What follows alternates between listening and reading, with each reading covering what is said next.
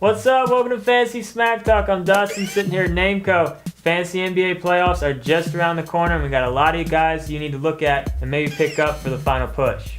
But before we get into that, we want to talk about the teams that are going to have the most and least amount of games, weeks 20 through 24. That's really the standard fantasy playoffs, but be sure to check your league settings, of course. And the teams that are going to play 4 games over that span each of those weeks are Houston, San Antonio, and the Washington Wizards.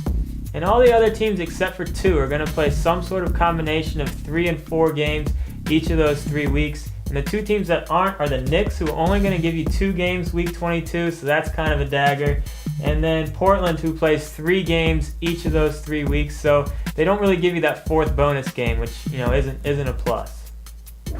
Next, we're going to get into the waiver wire, and these are guys that you should probably be adding in all leagues, all formats. And I'm going to start with 2 guys that Dustin talked about last week, but maybe you need to hear it from me, and that's Marcus Thornton and George Hill. They're only owned in 60% of leagues, so which is pretty crazy. True, they're both benefiting from other players that are injured, but these guys have been playing lights out, and they're a great source of points for you as you make your playoff push.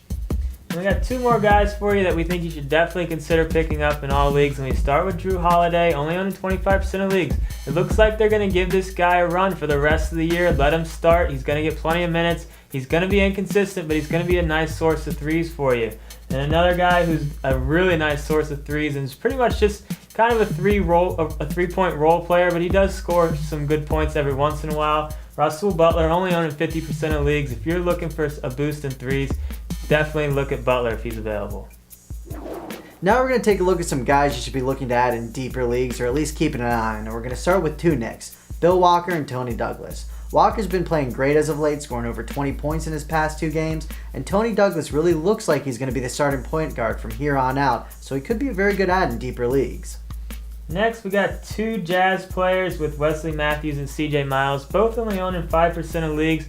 Utah's so banged up right now with Price, Kurlenko, even Okur out. There's a ton more minutes and points to go around, and these 2 have been benefiting.